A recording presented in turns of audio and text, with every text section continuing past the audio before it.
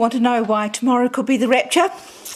Well, a lovely lady called Cindy Ann replied to one of my videos, the one I did on the Google Doogle, and she saw things that I had never seen.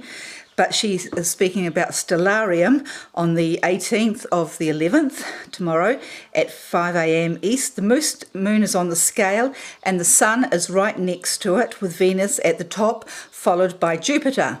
November 17 is the second month, the 27th day since the new moon was sighted on October 21st, 2017. See Genesis 8:14 to 19.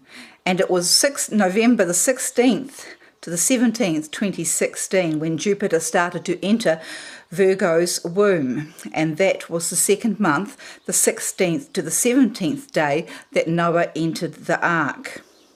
Genesis 7:11. And November 17 to 18, 2017 is the 45th day from October the 5th, 2017, when Tabernacles started. And 45 is Psalm 45, the wedding song. So she says, if the rapture happens now, November 17 to 18th, that would allow 10 days before November 29th, 2017, which would be the exact date that the commandment went forth for Israel to become a nation, and 10 days for Revelation 2 to 10. She says, I believe you also said something about the moon and the sun being together. That seems to be fulfillment of Psalm 85:10. Mercy and truth are met together. Righteousness and peace have kissed each other. Noah was only 1 year in the ark. This seems to fit perfectly. And then there's Ezekiel's 4, which has him lying on his left side 390 days for the house of Israel, and on his right side another 40 days for the house of Judah. We are so very close. Thank you for sharing your videos. So that was just so inspiring to me, because when I read Psalm 85, was it mercy in Psalm 85:10 and 11, it talks about the mercy kissing each other, mercy and righteousness, is it? Kiss each other. But at the end, and that just totally took me back to that dream that I had of Wake Me Up when September ends. And what also happened in that dream, along with these great big block walls, one was green and the whole place was done in green and yellow, green and blue. And so when I saw her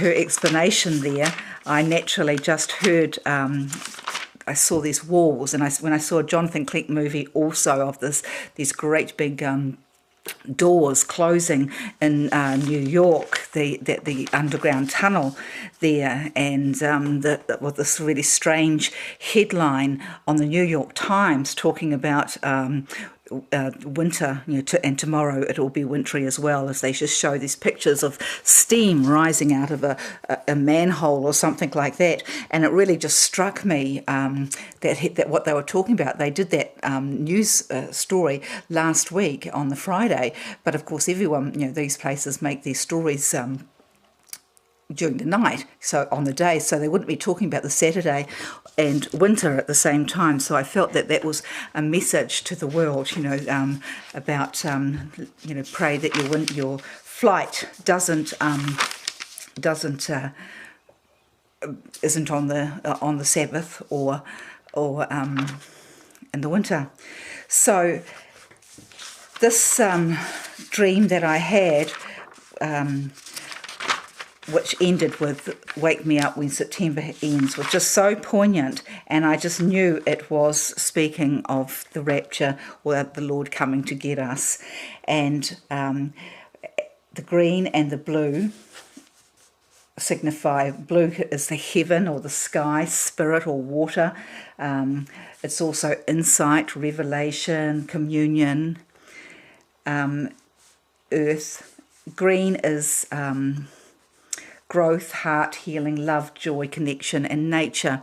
So I got this, this impression of these blocks, these walls fitting together, as in the heaven and the earth coming together, just as it says in Psalm 85, that they kiss each other. But at the end of it, which was absolutely gorgeous, it says, mercy and truth are met together, righteousness and peace have kissed each other. And then it says, truth shall spring out of the earth and righteousness shall look down from heaven. And that was just absolutely gorgeous, because in this dream I was standing with my daughter almost like underneath my wings, and we were waiting for somebody, my old love, to come out of his office.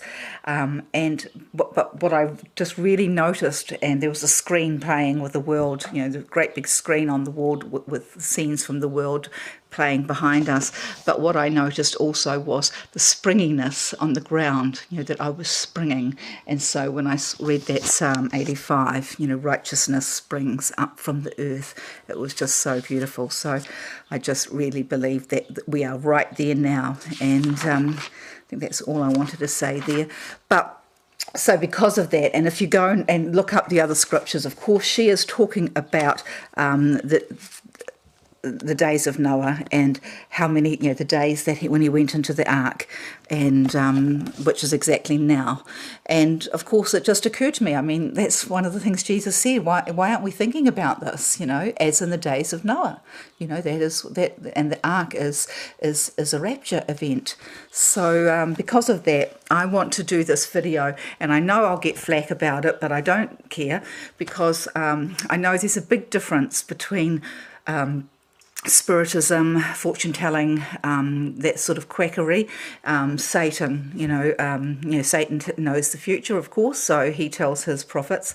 But we have to also understand that there are prophets of God, and that there are people who are just given visions. I would not be with my husband today if I hadn't had a vision of him. I would never have given the man a second glance if I hadn't, if the Lord hadn't just dropped into my spirit a vision of what was going to happen in the next 15 minutes. I was just driving up the street, and as I was driving, I saw a vision in my head, and in the vision I was in, wasn't even like a vision. I didn't know what a vision was, but in what I saw while I was driving the car, coming up to the bridge, close to my house, I saw myself in my kitchen making a cup of tea, and I could hear the kettle boil. And as I heard the kettle boil, I then also heard the sound of wet wheels on the it was raining on my driveway, and then somebody knocked at the door. And so as I was driving, and then somebody knocked at the door, and there was this man there. And I just couldn't believe it, because I had been walking through a supermarket and had noticed this strange man walking beside me very closely, and it made me feel a little uncomfortable. I left the shop, and not because of that, but he was sort of hobbling along beside me. I didn't really realise why until I saw him climb into his car, which was parked beside mine, and I saw he had a cask on his leg, and he got in the passenger side of the car, and I sort of thought, what's he doing that for? And then I saw the cask. I thought, oh, that's why he can't can't bend his leg or something like that. But I never thought another thing of it until I was driving up the road, and there it all happened. And so I sort of said, laughed and said, what's that all about? And that was really strange. And then no sooner was I at home, I got home, and exactly everything that happened in my vision happened. I was making a cup of tea, I heard the sounds of wet wheels, and went to the door, and there was this man. So I was able just to be totally relaxed and laugh and say, I've just seen all this happen, come in, would you like a cup of tea? And I never would have done that otherwise. So the Lord, uses whomever he will. And I believe this time that we are at now, and especially the things that this man has said, they are such a threat to the powers of evil that there's been an enormous counter attack to try and bury this because of what he says. And the most important thing he says, even though he talks all about the Soviet Union, collapsing, Russia becoming our ally, and the Chernobyl disaster and electric cars, and so he's prophesied everything he says is exactly bang on. But the most startling thing is his prophecy that we are going to be, as a race, human beings are going to be taken over by the internet, that by aliens through the internet, and that is going to happen very strongly in 2012, at the end of 2012, which is exactly the truth of what happened. And then he also goes on to talk about what happens in America. He talks about the Twin Tower attacks, and he talks about this uprising because of this black man. There's going to be a black man elected president, and he's going to be like a messiah. So that is what I'm going to show you, and I'm going to interpret. Et ce, dans la première décennie qui suivra l'an 2000. Voilà, ça, c'est évident. Okay, that's unequivocal. Et comme je vous disais, le bloc de l'Est, dans 10 ans, n'existera quasiment plus. Donc on peut imaginer qu'à No, so at the beginning of 2000, they'll be our allies. He's talking about Russia. So we won't talk about the Soviet bloc anymore. It's clear that the causes of these attacks, the causes of these conflicts, will be energy. That's obvious. War for oil will start very soon. Second reason, religious issues. This is 1980. We'll return to religious wars. Yes, this change will be a popular revolution. A revolution because the American people will elect between 2005 and 12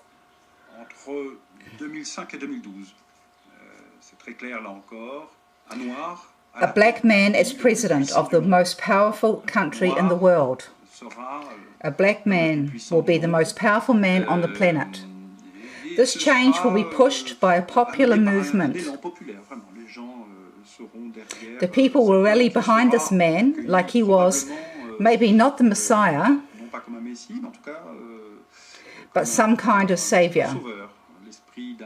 The spirit of change on America that will have suffered. The spirit of change for America. I haven't quite got that.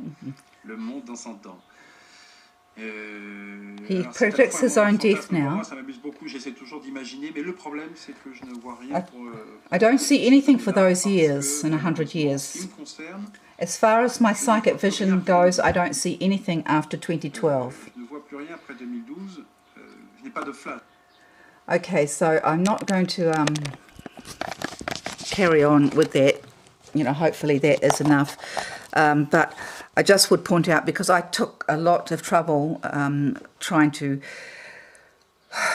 just work through all the disinformation. There's been whole movies made to try and bury these predictions, and there are other films that he's done because he wrote to the president of France, so worried about some of the things that he had seen, I think Chernobyl in particular, but he ended up having to leave leave France because of a prediction that came true about a murder.